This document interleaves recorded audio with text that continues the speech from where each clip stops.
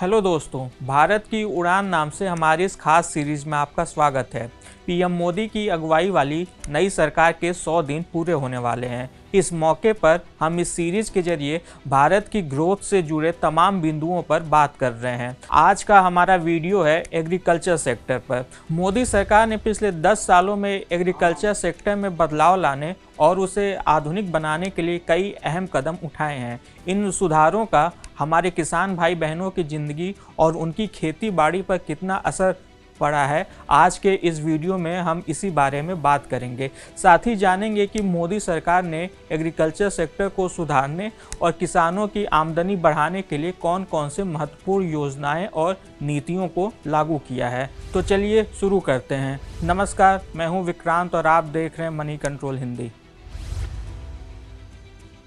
सबसे पहले बात करते हैं प्रधानमंत्री किसान सम्मान निधि योजना की। ये योजना मोदी सरकार की एक महत्वपूर्ण पहल रही है जो 2019 में लॉन्च हुई। इस योजना के तहत किसानों को सालाना 6,000 रुपये की सीधी वित्तीय सहायता दी जाती है। ये सहायता 3 किस्तों में मिलती है ताकि किसान अपनी खेती से जुड़ी ज़रूरतों को पूरा कर सकें, जैसे बीज खरीदना, खाद खरीदना या फिर किसी उपकरण की ही उन्हें ज़रूरत हो। इस योजना के तहत अब तक 11 करोड़ से ज़्यादा किसानों को लाभ मिला है। वहीं 3 लाख करोड़ रुपए से ज़्यादा की राशि उनके बीच बांटी जा चुकी है। सरकार के इस कदम से छोटे और सीमांत किसानों को सीधा फायदा पहुंचा है, जिससे उनकी आर्थिक स्थिति में भी सुधार हुआ है। कृषि में अनिश्चितता सबसे बड़ी समस्या होती है। कभी बाढ़, कभी सूखा, कभी कीटों का प्रकोप। ऐसे में किसान की मेहनत पर पानी फिर सकता है। इस समस्या को हल करने के लिए 2016 में मोदी सरकार ने प्रधानमंत्री फसल बीमा योजना शुरू की। इस योजना के तहत किसान बेहद कम प्रीमियम पर फसल बीमा करवा सकते हैं। खरीफ फसलों के लिए किसानों को केवल 2% और रबी फसलों के लिए केवल 1.5% प्रीमियम का भुगतान करना होता है। बाकी का खर्च केंद्र और राज्य सरकारें उठाती हैं। अगर फसल बर्बाद हो जाए तो किसानों को उसका मुआवजा मिलता है। इस योजना के तहत 2016 से अब तक कुल 29.16 करोड़ से अधिक किसान आवेदन कर चुके हैं और उनके करीब 1.45 लाख करोड़ रुपए के क्लेम का सेटलमेंट हो चुका है। हमारे देश में खेती के बाद सबसे बड़ी समस्या है फसल को सही दाम पर बेचना। किसान मंडियों में फंस जाते हैं और बिचौलिए उनका फायदा उठाते हैं। इसी समस्या को हल करने के लिए मोदी सरकार ने ई नाम प्लेटफॉर्म की शुरुआत की। ई नाम एक डिजिटल प्लेटफॉर्म है जिससे किसान देश भर की मंडियों में अपनी फसल को ऑनलाइन बेच सकते हैं। इससे किसानों को उनकी फसल का सही दाम मिलता है और बिचौलियों से भी छुटकारा मिलता है। अब तक 1000 से ज़्यादा मंडियां ई नाम से जुड़ चुकी हैं और लाखों की संख्या में किसान इसका फ़ायदा उठा रहे हैं। किसानों के सामने खेती के बाद एक और बड़ी चुनौती होती है अपनी फसल को लंबे समय तक सुरक्षित रखना। इसी समस्या को हल करने के लिए 2020 में एग्रीकल्चर इंफ्रास्ट्रक्चर फंड की शुरुआत की गई। इस फंड के जरिए किसानों, एफपीओ और कृषि से जुड़े अन्य संगठनों को गोदाम, कोल्ड स्टोरेज और अन्य इंफ्रास्ट्रक्चर बनाने के लिए 2 करोड़ रुपए तक की आर्थिक सहायता दी जाती है। इससे किसानों को अपनी उपज को लंबे समय तक सुरक्षित रखने का मौका मिलता है और बाजार में सही समय पर अपनी फसल बेचने का विकल्प मिलता है। इससे किसानों की आमदनी में बढ़ोतरी होती है। सरकार इस योजना को 2032 तक चालू रखने का इरादा रखती है।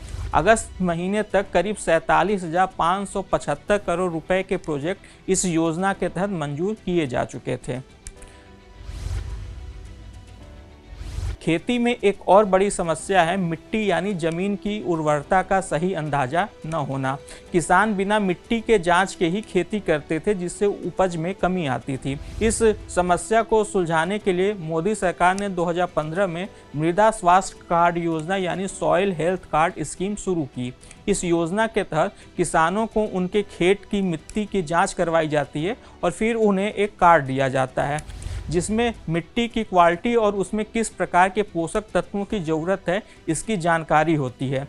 इससे किसान सही तरीके से खाद और उर्वरक का इस्तेमाल कर पाते हैं, जिससे फसल की पैदावार में बढ़ोतरी होती है। कहने की ज़रूरत नहीं है कि पैदावार बढ़ने से किसानों की आय भी बढ़ती है। अभी तक 23 करोड़ से अधिक सॉइल हेल्थ कार्ड बांटे जा चुके हैं। मोदी सरकार ने जैविक और प्राकृतिक खेती को भी प्रोत्साहित किया है। इसके लिए 2015 में परंपरागत कृषि विकास योजना और राष्ट्रीय जैविक खेती मिशन जैसे कार्यक्रमों की शुरुआत की गई। इसके जरिए किसानों को वित्तीय सहायता भी मुहैया कराई जाती है। आज करीब 7 लाख हेक्टेयर से अधिक जमीन पर जैविक खेती हो रही है। इससे न केवल किसानों की खेती की लागत कम हो रही है, बल्कि उनके उत्पादों की भी मांग बढ़ रही है।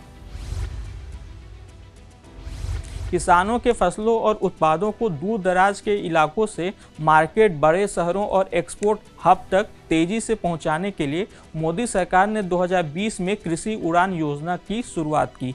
खास तौर से पूर्वोत्तर और पहाड़ी इलाकों के किसानों को इस योजना से बड़ा फायदा हुआ है, क्योंकि वहां से ताज़ा फसल और फल जल्दी ही प्रमुख बाजारों में पहुंचाए जा सकते हैं। इस योजना के तहत कृषि उत्पादों को पहुंचाने के लिए हवाई मार्ग की भी सुविधा दी जाती है। हमारे देश में खेती की सबसे बड़ी चुनौतियों में से एक है पानी की कमी और सिंचाई के सही साधनों की गैर मौजूदगी। इसी को ध्यान में रखते हुए मोदी सरकार ने 2019 में सूक्ष्म सिंचाई कोष यानी माइक्रो इरिगेशन फंड की स्थापना की, जिससे किसानों को सूक्ष्म सिंचाई तकनीकों जैसे ड्रिप और स्प्रिंकलर सिंचाई को अपनाने में मदद मिलती है।